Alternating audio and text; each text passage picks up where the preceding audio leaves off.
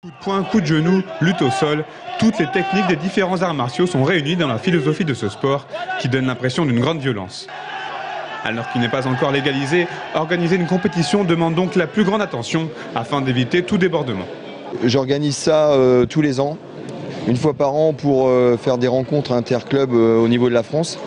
Là on était 5 clubs différents, je contacte des amis dans le sud de la France et puis surtout des gens qu'on se connaît depuis plus de 10 ans, quoi. Je prends une assurance pour l'événement, donc là on a assuré l'événement en cas de blessure.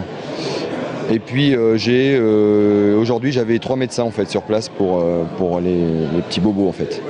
Souffrant d'une mauvaise image et d'un manque de légitimité, les arts martiaux libres n'aspirent qu'à une seule et unique chose, la législation. Vous allez retrouver des pratiquants du taekwondo, des pratiquants de la lutte, du judo.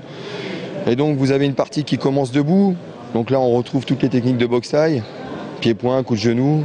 Et après ça continue au sol avec des projections de lutte ou des projections de judo. Et après on continue jusqu'à la soumission au sol.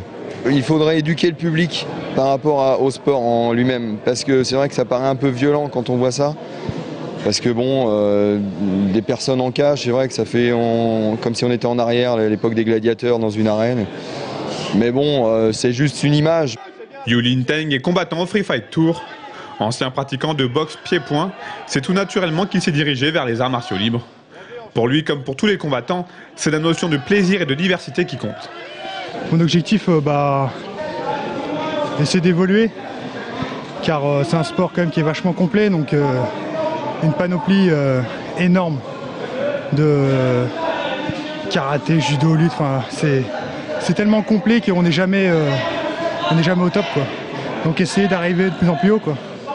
Sport unique en son genre, les arts martiaux libres se cherchent désormais une réelle appellation, une réglementation et des structures bienveillantes. En soi, une législation qui fait à juste titre débat, mais qui éviterait toute forme de dérive.